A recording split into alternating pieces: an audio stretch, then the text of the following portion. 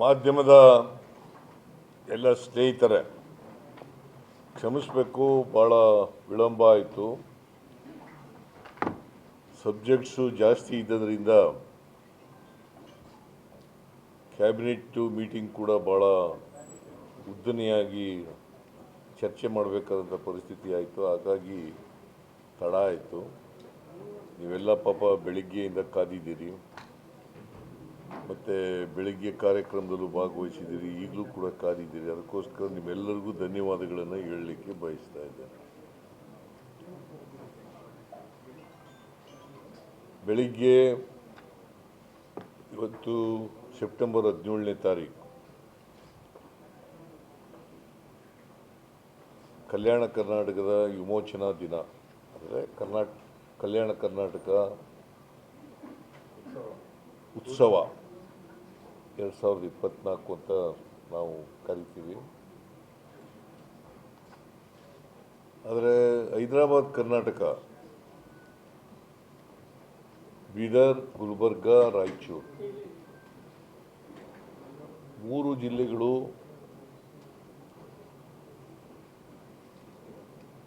ಸ್ವತಂತ್ರ ಭಾರತದಲ್ಲಿ ಸೇರಿರಲಿಲ್ಲ. ಸ್ವಾತಂತ್ರ್ಯ ಬಂದಾಗ ಆಗಸ್ಟ್ 15, 1947ರಲ್ಲಿ ಇವು ಸೇರಿರಲಿಲ್ಲ. ಹೈದರಾಬಾದ್ ಮತ್ತು ಮೈಸೂರು ರಾಜ್ಯಗಳು, ಸಂಸ್ಥಾನಗಳು, ಅವೆರಡೂ ಕೂಡ ಸ್ವತಂತ್ರ ಭಾರತಕ್ಕೆ ಸೇರಲಿಲ್ಲ. ಮೈಸೂರಿನಲ್ಲಿ ಮೈಸೂರು ಚಲೋ ಚಳವಳಿ ನಡೀತು. ಅವರು ತಕ್ಷಣ ಒಪ್ಕೊಂಡು ಮೈಸೂರು ರಾಜರುಗಳು ಪ್ರಜಾಪ್ರಭುತ್ವ ವ್ಯವಸ್ಥೆಯನ್ನು ಒಪ್ಕೊಂಡು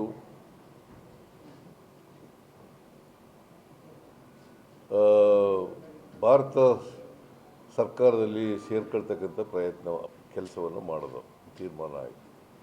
ಆದರೆ ಇವರು 1948 ಸೆಪ್ಟೆಂಬರ್ 17ರವರೆಗೂ ಕೂಡ ಸೇರಿರಲಿಲ್ಲ. ಅದಕ್ಕೋಸ್ಕರ ದೊಡ್ಡ ಹೋರಾಟ ಕೂಡ ನಡೀತು. ಬಹಳ ಜನ ತ್ಯಾಗ ಬಲಿದಾನಗಳನ್ನು ಮಾಡಿದ್ರು. ನಾನು ಅವ್ರನ್ನೆಲ್ಲರೂ ಕೂಡ ಸ್ಮರಿಸ್ಕೊಳ್ತಕ್ಕಂಥ ಕೆಲಸವನ್ನು ನಾವೆಲ್ಲ, ನಮ್ಮ ಸರ್ಕಾರ ಮತ್ತು ನಾವೆಲ್ಲರೂ ಕೂಡ ಮಾಡಿದ್ದೀವಿ. ಹಿಂದೆ 2013ರಿಂದ 2018ರವರೆಗೆ ನಮ್ಮ ಸರ್ಕಾರ ಇದ್ದಾಗ ಒಮ್ಮೆ ಕಲಬುರಗಿನಲ್ಲಿ ಸಚಿವ ಸಂಪುಟದ ಸಭೆ ನಡೆದಿತ್ತು 2014ರಲ್ಲಿ. ಅದಾದಮೇಲೆ ನಮ್ಮ ಸರ್ಕಾರ ಸಚಿವ ಸಂಪುಟದ ಸಭೆಯನ್ನು ಮಾಡೋಕ್ಕಾಗಲಿಲ್ಲ. ಇವತ್ತು ಸೆಪ್ಟೆಂಬರ್ 17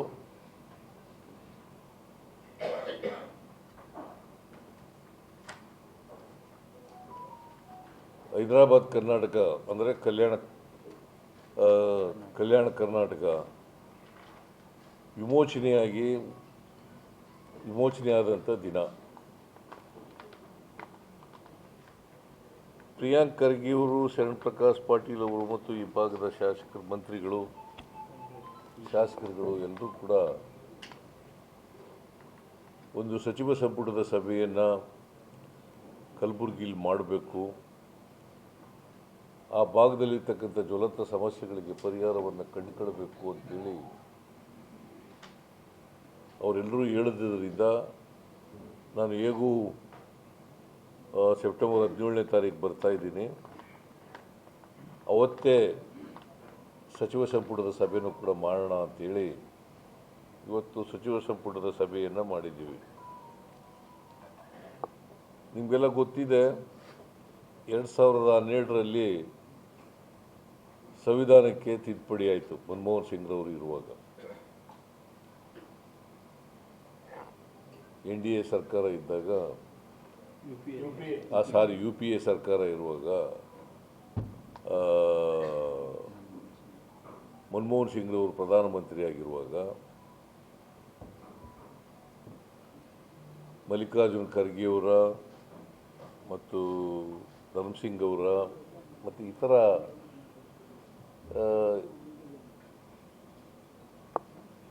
ಹೋರಾಟಗಾರರ ಪ್ರಯತ್ನದಿಂದ 371(j) ಸಂವಿಧಾನದಲ್ಲಿ ಸೇರ್ಪಡೆಯಾಯಿತು. ಅದರ ಪ್ರಕಾರ ವಿಶೇಷ ಸವಲತ್ತುಗಳನ್ನು ಈ ಭಾಗಕ್ಕೆ ಕೊಡಬೇಕು, ನಿಜಾಮರ ಆಡಳಿತದಿಂದ ಭಾಳ ಹಿಂದುಳಿದು ಬಿಟ್ಟಿದೆ ಅಂಥೇಳಿ ನಾವು ತೀರ್ಮಾನ ಮಾಡಿ 2013ರಲ್ಲಿ ಈ ತಿದ್ದುಪಡಿ ಆದಮೇಲೆ ನಮ್ಮ ಸರ್ಕಾರ ಇತ್ತು, ಕರ್ನಾಟಕದಲ್ಲಿತ್ತು. ಆಗ ಎಚ್ ಕೆ ಪಾಟೀಲ್ ಅವರ ಅಧ್ಯಕ್ಷತೆಯಲ್ಲಿ ಒಂದು ಸಮಿತಿಯನ್ನು ಮಾಡಿ, ಆಗ ಶರಣಪ್ರಕಾಶ್ ಪಾಟೀಲ್ ಅವರು ಸದಸ್ಯರಾಗಿದ್ದರು. ಅವರು ಒಂದು ವರದಿಯನ್ನು ಕೊಟ್ಟರು. ಆ ವರದಿ ಪ್ರಕಾರ ಯಥಾವತ್ತಾಗಿ ಆ ವರದಿಯನ್ನು ನಾವು ಒಪ್ಪಿಕೊಂಡು ಜಾರಿ ಕೊಡ್ತಕ್ಕಂಥ ಪ್ರಯತ್ನವನ್ನು ಮಾಡಿದ್ರು. ಸೊ ಹಾಗಾಗಿ ಅದರ 10 ವರ್ಷ ಆಯಿತು. ಈ 371(j) ಜಾರಿಯಾಗಿ ಕೂಡ 10 ವರ್ಷಗಳಾಯಿತು.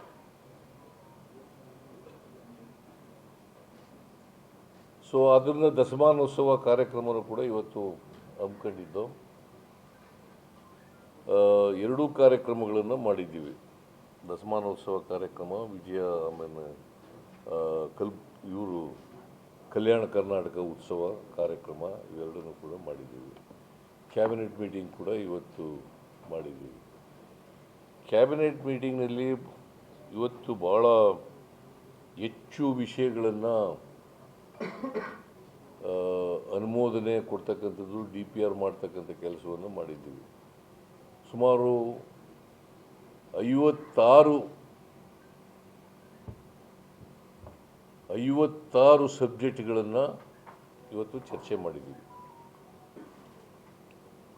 ಅದರಲ್ಲಿ 10 ಸಬ್ಜೆಕ್ಟ್ಗಳನ್ನು ಬಿಟ್ಟರೆ ಉಳಿದ 46 ಸಬ್ಜೆಕ್ಟ್ಗಳು ಕಲ್ಯಾಣ ಕರ್ನಾಟಕಕ್ಕೆ ಸಂಬಂಧಪಟ್ಟವು.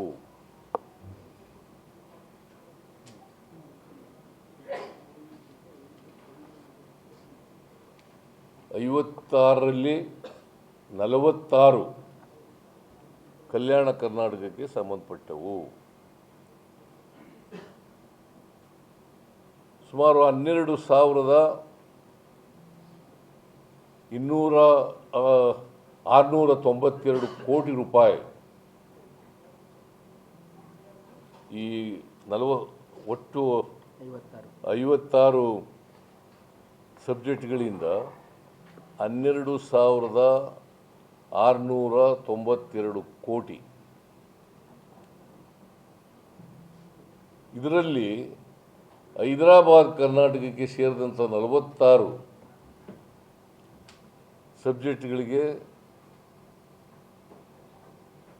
ಆ ಸಬ್ಜೆಕ್ಟ್ಗಳ ಒಟ್ಟು ಮೊತ್ತ 11,770 ಕೋಟಿ. 11,770 ಕೋಟಿ. ಅದರಲ್ಲಿ ಭಾಳ ಮುಖ್ಯವಾಗಿ ಬೀದರ್ ಮತ್ತು ಗುಲ್ಬರ್ಗವನ್ನು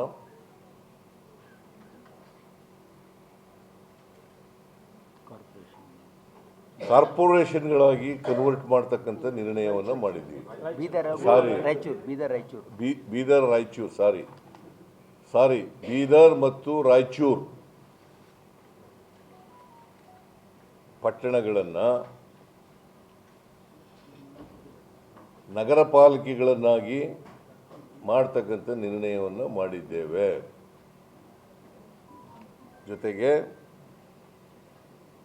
ಬೀದರ್ ಮತ್ತು ಗುಲ್ಬರ್ಗದಲ್ಲಿ ಬರ್ತಕ್ಕಂಥ ಎಲ್ಲ ಜನವಸತಿಗಳು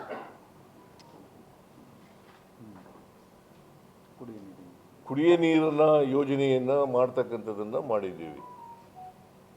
ಸುಮಾರು ಇದಕ್ಕೆ ತಗಲ್ತಕ್ಕಂಥ ವೆಚ್ಚ 7,200 ಕೋಟಿ ರೂಪಾಯಿಗಳು.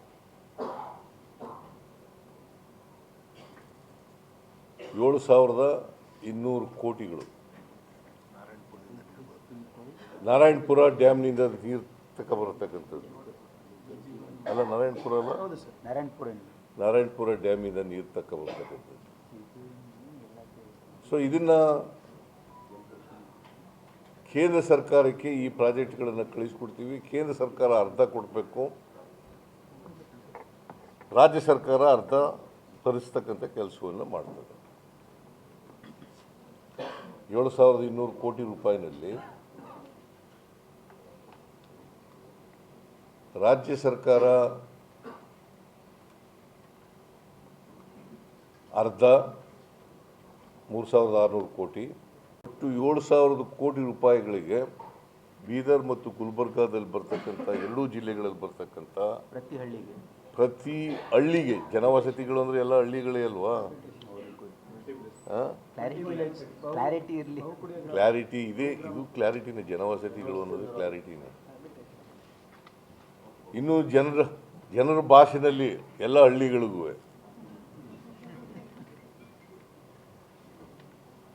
ಹಳ್ಳಿಗಳಿಗೂ ಕುಡಿಯೋ ನೀರನ್ನು, ಶುದ್ಧವಾದಂಥ ಕುಡಿಯೋ ನೀರನ್ನು ಕೊಡ್ತಕ್ಕಂಥದ್ದನ್ನು ಮಾಡ್ತಕ್ಕಂಥ ಈ ಪ್ರಾಜೆಕ್ಟ್ಗಳನ್ನು ಮಾಡ್ತೇವೆ.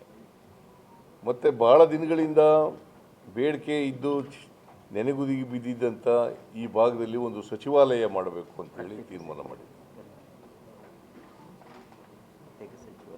ಪ್ರತ್ಯೇಕ ಸಚಿವಾಲಯ ಮಾಡಬೇಕು ತೀರ್ಮಾನ ಮಾಡಿದ್ವಿ.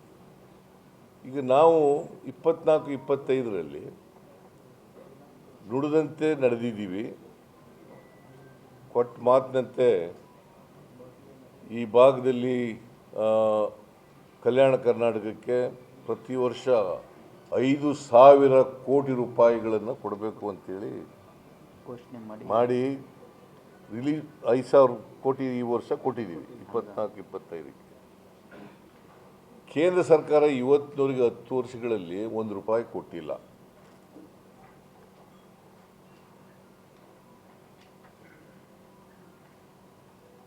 ಸಂವಿಧಾನ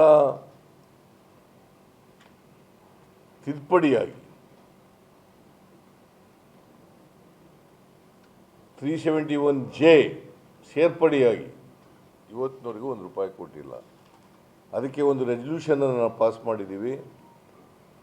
ಕೇಂದ್ರ ಸರ್ಕಾರ ಕೂಡ 5,000 ಕೋಟಿ ರೂಪಾಯಿಗಳನ್ನು ಕೊಡಬೇಕು ಅಂತೇಳಿ ಅವರಿಗೆ ಮನವಿ ಮಾಡ್ತಕ್ಕಂಥ ನಿರ್ಣಯವನ್ನು ಮಾಡಿದ್ದೀವಿ.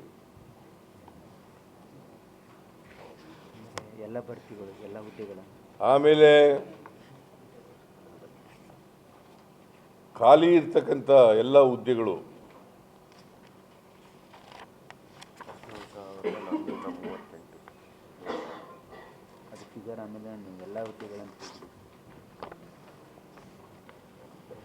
ಸುಮಾರು 17,439 ಹುದ್ದೆಗಳು 17,439 ಹುದ್ದೆಗಳು. ಇವುಗಳನ್ನು ಹಂತ ಹಂತವಾಗಿ ಭರ್ತಿ ಮಾಡಲಿಕ್ಕೆ ತೀರ್ಮಾನ ಮಾಡಿದ್ದೀವಿ.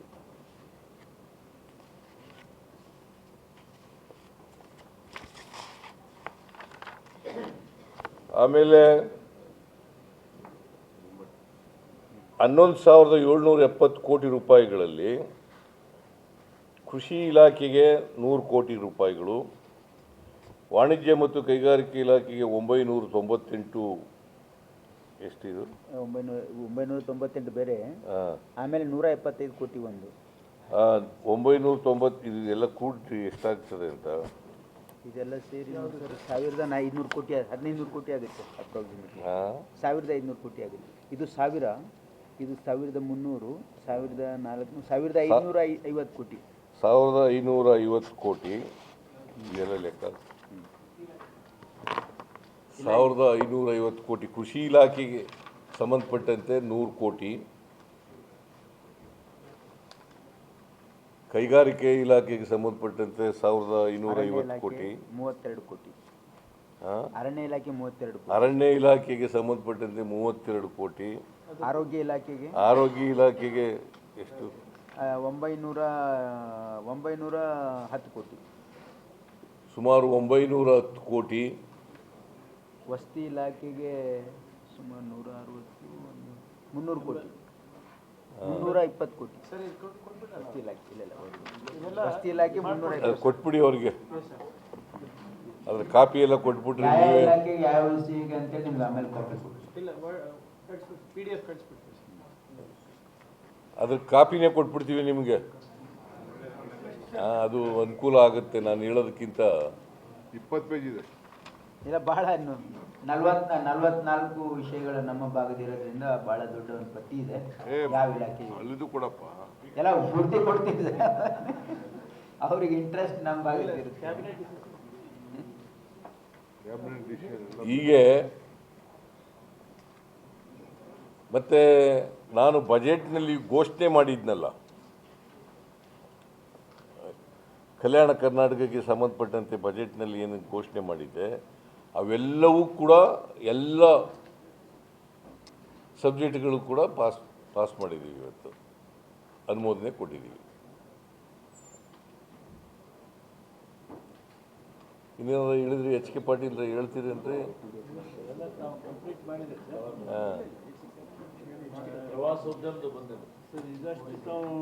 ಪ್ರವಾಸೋದ್ಯಮ ಇಲಾಖೆಗೆ ಸಂಬಂಧಪಟ್ಟಂತೆ ಅವ್ರು ಹೇಳ್ಬಿಟ್ರಿ ನೀವೇ.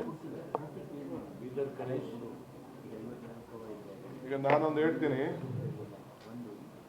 ಈಗ ತಮ್ಗೆ ಗೊತ್ತಿದೆ, ಕಲ್ಯಾಣ ಕರ್ನಾಟಕದಲ್ಲಿ ತುಂಗಭದ್ರಾ ನದಿ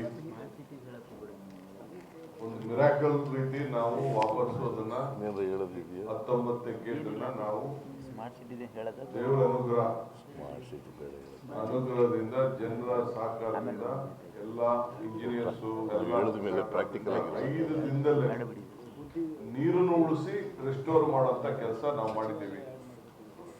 ಅದಕ್ಕೆ ಈಗಾಗಲೇ ನಾವು ಗಂಗೆ ಪೂಜೆಯನ್ನ ಮಾಡಬೇಕು, ಬಾಗಿನ ಬಿಡಬೇಕಾಗಿತ್ತು. ನಾನು ಹೊರಗಡೆ ಒಂದು ವಾರ ಹೊರಗಡೆ ಪ್ರವಾಸದಿಂದ ಚೀಫ್ ಮಿನಿಸ್ಟ್ರು ಈ ಬಂದ್ಮೇಲೆ ಇಟ್ಕೊಳ್ಳೋಣ ಅಂತ ಹೇಳಿದ್ರು. 22ನೇ ತಾರೀಕು ಸುಮಾರು 108 ಜನ ಏನೋ ಅಲ್ಲಿ ಕೆಲಸ ಮಾಡಿದ್ದಾರೆ.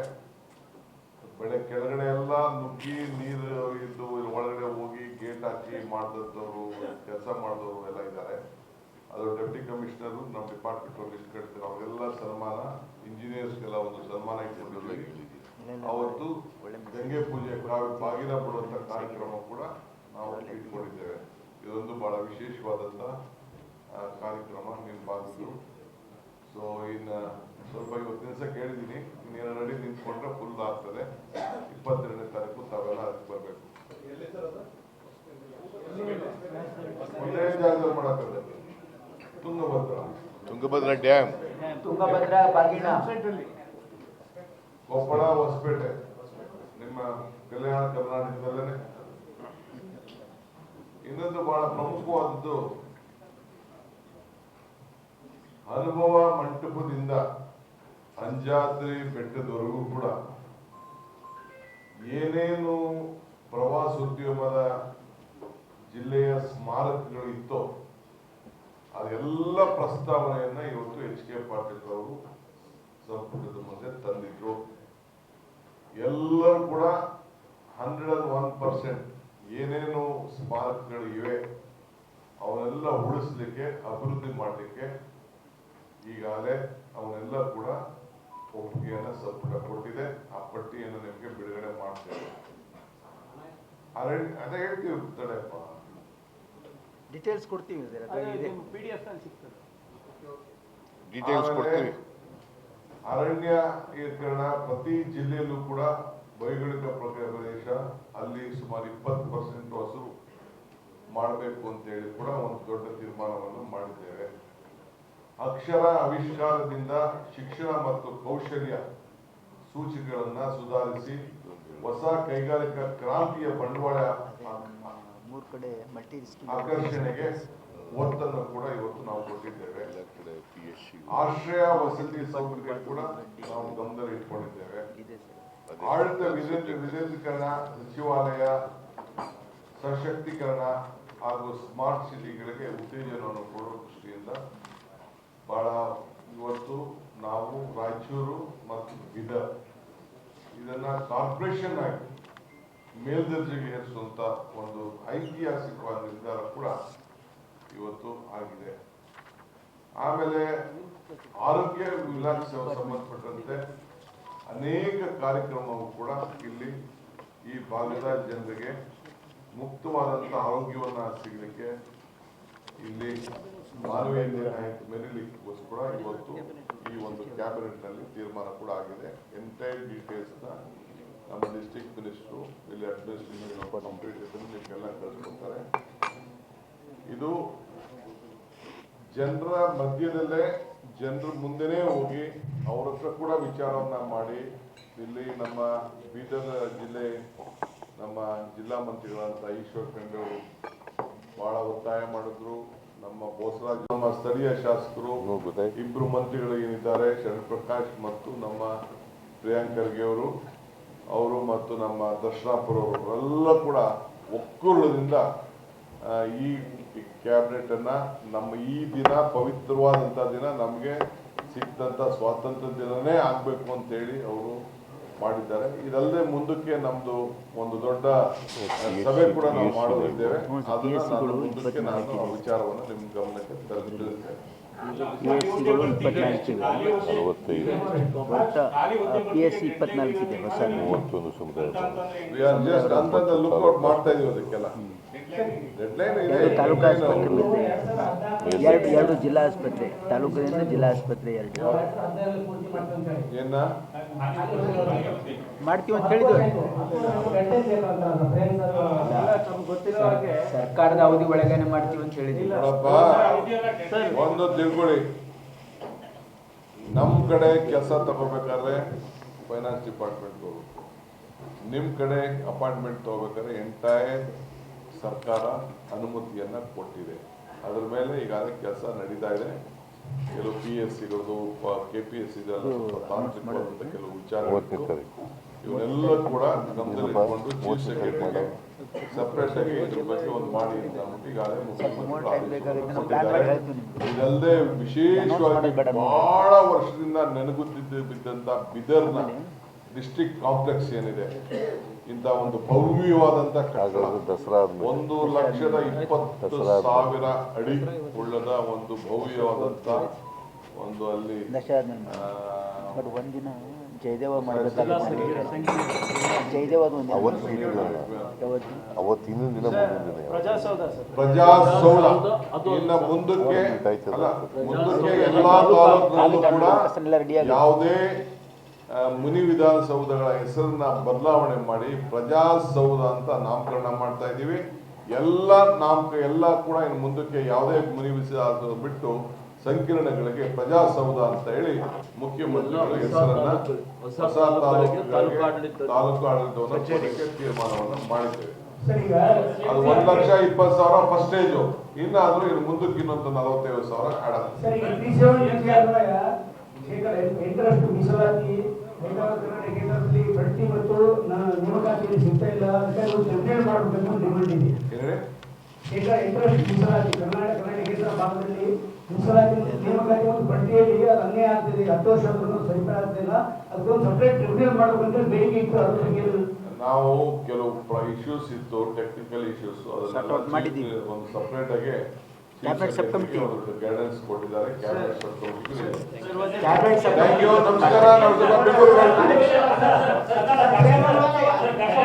ಸಂಭ್ರಮದಲ್ಲಿದೆ. ಈ ಭಾಗದಲ್ಲಿ ದಶಮಾನೋತ್ಸವ ಸಂಭ್ರಮದಲ್ಲಿದೆ.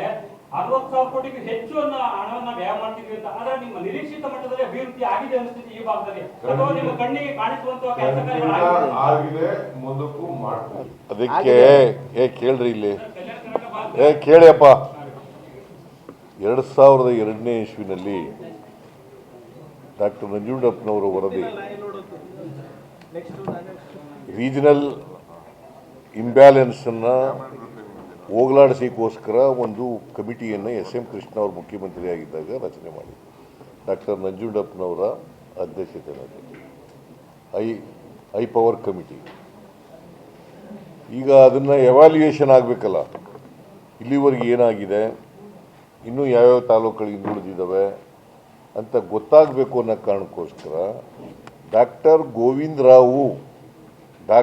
ಗೋವಿಂದ ರಾವ್ ಅವರ ಅಧ್ಯಕ್ಷತೆಯಲ್ಲಿ ಒಂದು ಸಮಿತಿಯನ್ನು ರಚನೆ ಮಾಡಿದ್ದೀವಿ.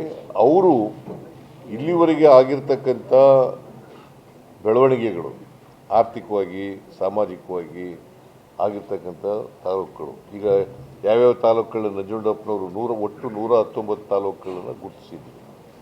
ಆ 119 ತಾಲೂಕುಗಳು ಏನಾಗಿದ್ದಾವೆ, ಅತ್ಯಂತ ಹಿಂದುಳಿದವು, ಅತಿ ಹಿಂದುಳಿದವು ಅಂತ ಮಾಡಿದರು. 3 ಭಾಗ ಮಾಡಿದರು. ಆ 3 ಭಾಗ ತಾಲೂಕುಗಳು ಏನಾಗಿದ್ದಾವೆ, ಅವು ಅಭಿವೃದ್ಧಿ ಆಗಿದ್ದಾವ ಇಲ್ವಾ ಅಂತ ಎಲ್ಲ ಎವ್ಯಾಲ್ಯೂಯೇಷನ್ ಮಾಡಿ, ಮತ್ತೆ ಇನ್ನೇನು ಮಾಡಬೇಕು, ಇಂಬ್ಯಾಲೆನ್ಸ್ ಇದ್ದರೆ ಆ ಇಂಬ್ಯಾಲೆನ್ಸನ್ನು ಸರಿ ಮಾಡಲಿಕ್ಕೆ ಏನು ಮಾಡಬೇಕು ಅಂತ ಹೇಳಿ ವರದಿ ಕೊಡಲಿಕ್ಕೋಸ್ಕರ ಗೋವಿಂದ ರಾವ್, ಆರ್ಥಿಕ ತಜ್ಞರು ಗೋವಿಂದ ರಾವ್ ಅವರ ಅಧ್ಯಕ್ಷತೆಯಲ್ಲಿ ಒಂದು ಸಮಿತಿಯನ್ನು ಇತ್ತೀಚೆಗೆ ಮಾಡಿದ್ದೀವಿ. ಕಮಿಟಿನೂ ಕೂಡ ಮಾಡಿದ್ದೀವಿ. ಅವರು ವರದಿ 6 ತಿಂಗಳಲ್ಲಿ ವರದಿ ಕೊಡಬೇಕು ಅಂತ ಹೇಳಿದ್ದೀವಿ. ಅವರು ವರದಿ ಕೊಟ್ಟ ಮೇಲೆ ಮತ್ತೆ ಈಗ ನಾವು ನಂಜುಂಡಪ್ಪನವರ ವರದಿಗೆ 3,000 ಕೋಟಿ ಖರ್ಚು ಮಾಡ್ತಿದ್ದೆವು ವರ್ಷಕ್ಕೆ. ಅದಕ್ಕೆ ಈ 3,000 ಕೋಟಿ ಖರ್ಚು ಮಾಡಿ ಇಲ್ಲಿವರೆಗೆ, ಯಾಕಂತಂದರೆ ಅವರು ನಂಜುಂಡಪ್ಪನವರು 10 ವರ್ಷಗಳಲ್ಲಿ ಇಂಬ್ಯಾಲೆನ್ಸ್ ಹೋಗ್ತದೆ ಅಂತ ಅವರು ಅಭಿಪ್ರಾಯ ಪಟ್ಟಿದ್ದರು. ಈಗ ಏನಾಗಿದೆ ಅನ್ನೋದು ಗೊತ್ತಾಗಬೇಕಲ್ಲ ರಾಜ್ಯಕ್ಕೆ, ಅದು ಒಂದು ಮಾಡ್ತೀವಿ.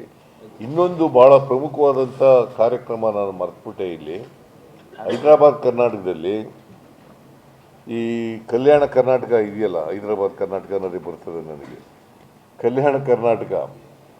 ಈ ಕಲ್ಯಾಣ ಕರ್ನಾಟಕದಲ್ಲಿ 45 ಹೊಸದಾಗಿ PSCಗಳನ್ನು ಪ್ರಾರಂಭ ಮಾಡ್ತಾ ಇದ್ದೀವಿ. 45 PHC public primary health centre ಮಾಡ್ತೀವಿ. 31 ಸಮುದಾಯ ಭವನ, ಆರೋಗ್ಯ ಕಮ್ಯುನಿಟಿ ಹೆಲ್ತ್ ಸೆಂಟರ್ಗಳು ಮಾಡ್ತಾ ಇದ್ದೀವಿ. ಸಮುದಾಯ ಆರೋಗ್ಯ ಕೇಂದ್ರ CHC ಅಂತ ಇಂಗ್ಲೀಷ್ನಲ್ಲಿ, ಕನ್ನಡದಲ್ಲಿ ಸಮುದಾಯ ಆರೋಗ್ಯ ಕೇಂದ್ರ ಅಂತ ಕನ್ನಡದಲ್ಲಿ. ಅವನ್ನ ಸುಮಾರು 31 ಮಾಡ್ತಾ ಇದ್ದೀವಿ 7 ಜಿಲ್ಲೆಗಳಲ್ಲಿ. 45 PSCಗಳು, ಆಮೇಲೆ 9 ತಾಲೂಕು ಆಸ್ಪತ್ರೆಗಳನ್ನು ಮಾಡ್ತಾ ಇದ್ದೀವಿ. 9 ತಾಲೂಕು ಆಸ್ಪತ್ರೆಗಳನ್ನು ಮೇಲ್ದರ್ಜೆಗೇರಿಸ್ತೀವಿ. 2 ತಾಲೂಕು ಆಸ್ಪತ್ರೆಗಳನ್ನು ಮೇಲ್ದರ್ಜೆಗೇರಿಸಿ ಅವನ್ನ ಜಿಲ್ಲಾ ಆಸ್ಪತ್ರೆಗಳನ್ನಾಗಿ ಮಾಡ್ತೀವಿ. ಇದಕ್ಕೆ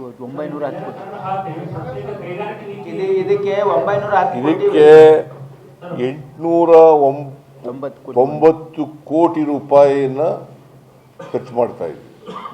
800 ಅದು ಮಾಡ್ತಾ ಇದ್ವಿ. ಪ್ರತ್ಯೇಕ ಕೈಗಾರಿಕಾ ನೀತಿ ಕಲ್ಯಾಣ ಕರ್ನಾಟಕಕ್ಕೆ ಮುಂದೆ ಮಾಡ್ತಾ ಇದ್ವಿ. ಮುಂದೆ ಈಗ ಇವತ್ತೇನು ತೀರ್ಮಾನ ಮಾಡಿಲ್ಲ, ಮುಂದೆ ಮಾಡ್ತೀವಿ. ಭಾಷಣದಲ್ಲಿ ಹೇಳಿದ್ದಾರೆ ಸರ್. ಒಂದ್ ನಿಮಿಷ ತಪ್ಪು ಮಾಹಿತಿ ಹೋಗೋದು ಬೇಡ. ಈಗಾಗಲೇ ನೋಡಿ, ಇಂಡಸ್ಟ್ರಿಯಲ್ ಪಾಲಿಸಿ ನಮ್ದು ಬೈ ಡಿಫಾಲ್ಟ್ ಏನಿದೆ, ಬಿಯಾಂಡ್ ಬೆಂಗಳೂರು ಇದೆ. ಬೆಂಗಳೂರಿಂದ ನೀವು ಎಷ್ಟು ದೂರ ನೀವು ಬಂಡವಾಳ ಹಾಕ್ತೀರಾ ಅಷ್ಟೇ ಸಬ್ಸಿಡಿ ಜಾಸ್ತಿ ಸಿಗುತ್ತೆ. ನಾವು ಸಾಹೇಬರ ಭಾಷಣ ಇವತ್ತು ಗಮನಿಸಿದ್ರೆ, ಇವತ್ತು ಆಗಲೇ ಎಲೆಕ್ಟ್ರಾನಿಕ್ ನಿಮಗೆ ಫ್ಲಾಟ್ ಫ್ಲೋರ್ ಫ್ಯಾಕ್ಟ್ರೀಸ್ ಅನ್ನ ಇವತ್ತು ಭಾಷಣದಲ್ಲಿ ಘೋಷಣೆ ಮಾಡಿದ್ದಾರೆ. ಸೊ ಅದರಿಂದ ನಾವು ಎಲೆಕ್ಟ್ರಾನಿಕ್ಸ್ ಮ್ಯಾನುಫ್ಯಾಕ್ಚರಿಂಗಿಗೆ ಮೊದಲ ಹೆಜ್ಜೆ ಹಾಕಿದಂಗೆ ಆಗುತ್ತೆ. ಅದ್ರ ಜೊತೆಗೆ ಸ್ಕಿಲ್ ಇನ್ಕ್ಯುಬೇಷನ್ ಆ್ಯಂಡ್ ಆಲ್ಸೋ ಮುಖ್ಯಮಂತ್ರಿಗಳು ಅವ್ರ ಭಾಷಣದಲ್ಲಿ ಹೇಳಿದ್ದಾರೆ.